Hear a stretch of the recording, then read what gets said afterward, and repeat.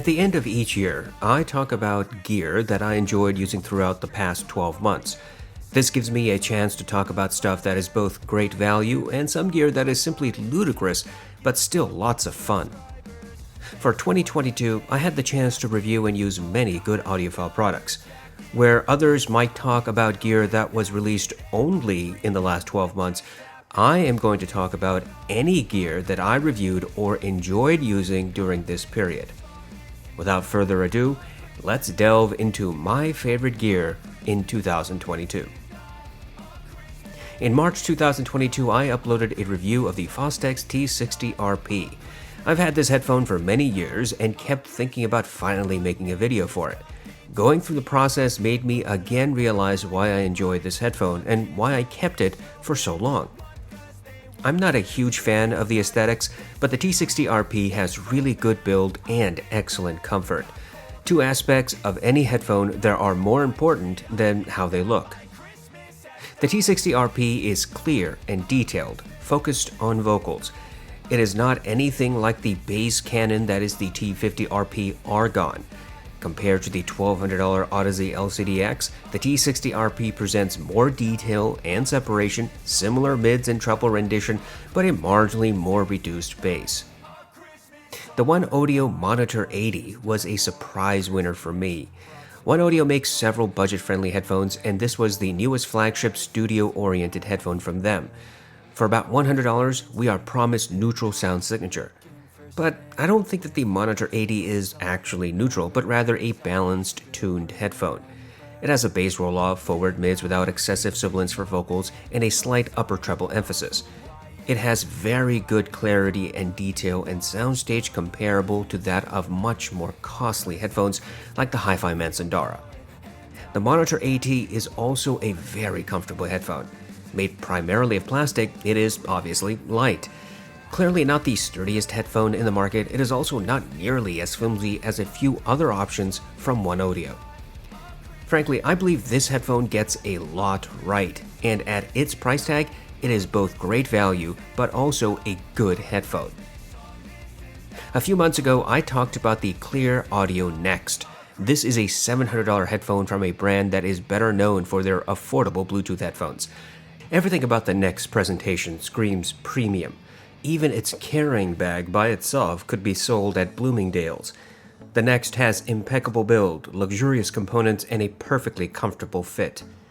I found that the Next sound signature was fairly unique.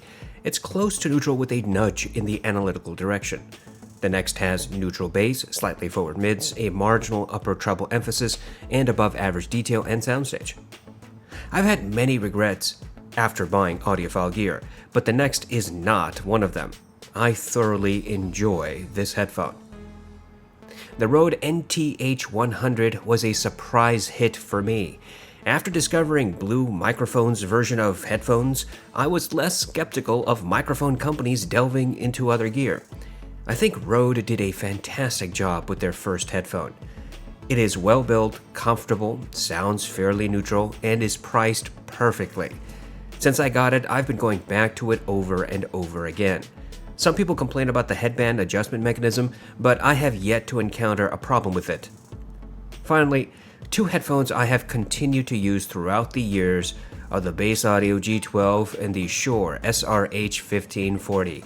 I reviewed both a few years ago, but they remain among my all-time favorites. The G12 is built in America by a small company. It looks like a Grado headphone, but with much better components, and doesn't insult us by soldering a vacuum machine cable to the ear cups, unlike Grado.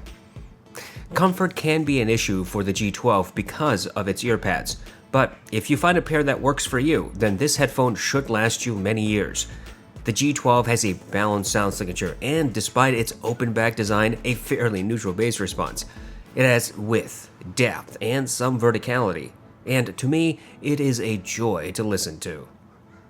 And what can I say about the 1540 that I haven't already mentioned in the past? This headphone is the definition of comfort, lightweight, well-built, and has a balanced signature and a smooth presentation to boot. All things considered, 2022 was a good year for my headphone experience.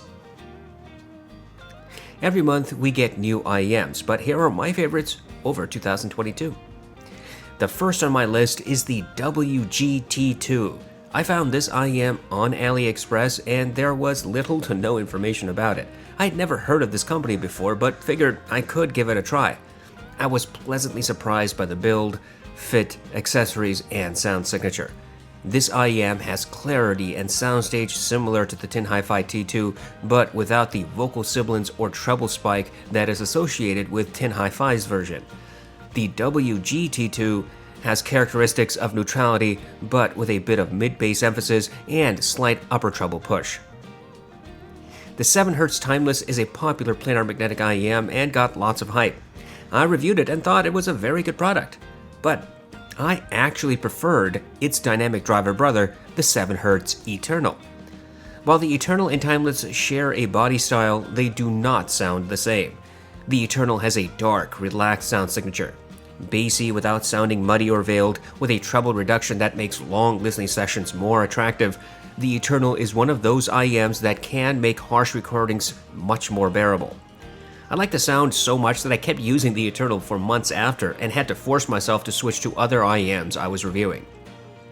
The Eco OH2 was another wonderful find. This little IEM has a unique shape that fits entirely within normal-sized ear cavities, is comfortable, and very well accessorized. It has a nearly neutral sound signature. I use the $12 Moondrop Quarks as my neutrality benchmark for IEMs, but had wished I could find something with better build and a detachable cable. And I think the OH2 fills those requirements. I have continued to use the OH2, and with the right ear tips, sometimes I forget I'm even wearing them.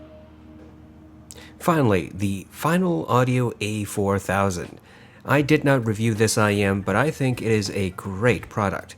The A4000 is small, light, and very comfortable. It comes with ear tips that work really well for me. It has a slightly bassy sound and no treble harshness. While this IEM has average detail and soundstage, vocals still stand clear in a mix. I experimented with many IEMs to find one while I jogged for 3 to 4 miles and easily settled on the A4000.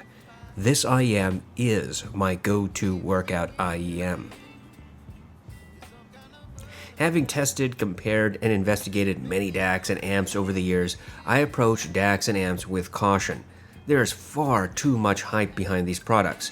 When people ask me to recommend a DAC or amp, I never offer the most expensive or the newest. I offer the most rational option based upon people's requirements. So, here's my list of rational options I really enjoyed this year. The Low 2-Paw S1 remains just as last year, one of my favorite portable amp DACs. It is very well built, has onboard volume controls, a detachable cable, and a multitude of EQ presets. It has a balanced 4.4mm output along with the single-ended. Sadly, Low 2 discontinued the S1 and released the S2, which seems to have the same features but with a higher price, so I count myself lucky to have purchased the S1 when I did. The Eco ITM03 is now old, at least if you count age by DAC release cycles, but it is still one of my favorites. It goes everywhere my laptop does. It is plenty efficient to drive most of my headphones and all of my IEMs. Plug and play with sturdy construction, this amp DAC is an easy choice for me whenever I am on the go. The Topping EX5 again returns from last year as one of my favorite desktop amp DAC combos. It provides excellent construction, a vast assortment of features, powerful headphone section, and is transparent sounding. This singular combo unit to me seems like a much more cost-effective way of enjoying your music in headphones. I use it all the time, and it remains one of my standards when I compare competitors. The Wu Audio WA7 Fireflies is hands down one of my favorite amp DACs. I've never reviewed it as it is just a limited product, no Bluetooth and providing basic PCM support. The WA7's real talking point is the tubes. I have several Wu Audio products, and I have to emphasize that this company makes some really sturdy, aesthetically pleasing gear. And when they make tube amps, they choose excellent tubes. The WA7 is a smooth operator. It has just enough distortion for that tube-like sound. Treble is a bit reduced on the WA7. It is clearly a luxury product. The WA7 isn't powerful and lacks the features of its far, far cheaper modern alternatives, but I can't help but keep it as one of my prized acquisitions. Audiophile accessories are a money pit, often full of snake oil, but there are occasions when an accessory simply elevates your experience. Here are a few of my favorite add-ons in 2022. Hart audio cables is a staple in my collection. This small company is based in the United States and makes every cable by hand. Their unique cable kit provides cost-effective ways of getting multiple terminators with just one cable. This company has stellar customer service and excellent quality products. I use Hart audio cables for nearly all of my gear. If they don't carry a particular headphone connector, I've contacted them and asked for a special order, and they've always accommodated me. There are a few other good cable companies such as Periapt, but Hart remains my favorite. A lot of people do not like IEMs because of their uncomfortable fit. I constantly struggled with ear tips this year. Every once in a while, I'd get lucky and find an IEM that came with perfectly suitable types. And many times, I'd get the blonde treatment. That is, I'd be forced to use bottom barrel awful ear tips. But I stumbled onto the Soft Ears Ultra Clear ear tips. These came bundled with the Moondrop Stellaris, and I have started using them for my personal use on every IEM that does not come with comfortable ear tips, which happens to be a lot.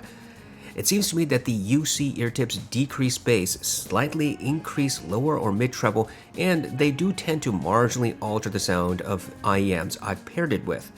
But that's a small price to pay for comfort. These ear tips can be purchased separately, but are pretty expensive for $18 for just 2 pairs. Finally, while I love Hart audio cables, I am equally thrilled by the cable that Shure includes with their S12 Pro. This is the Chimera cable, which by itself retails for around $60. The cable is very well built, transmits little microphonics, and has a built-in alternative terminator system. You can swap among single-ended 3.5mm and balanced 2.5mm or 4.4mm. Unfortunately, it seems that Let Shure only has a 2-pin design. Maybe in the future they will release an MMCX version. Well, that's it. That was my favorite gear of 2022. Some repeats and some new stuff. Whatever your preferences happen to be, keep in mind that price has very little to do with performance or build. There's plenty of fun and enjoyment to be obtained from older gear or less expensive gear, or simply changing ear pads or ear tips or applying some EQ or DSP. The bottom line is that this hobby must be about the music first, and gear should help accentuate this experience, not overshadow it.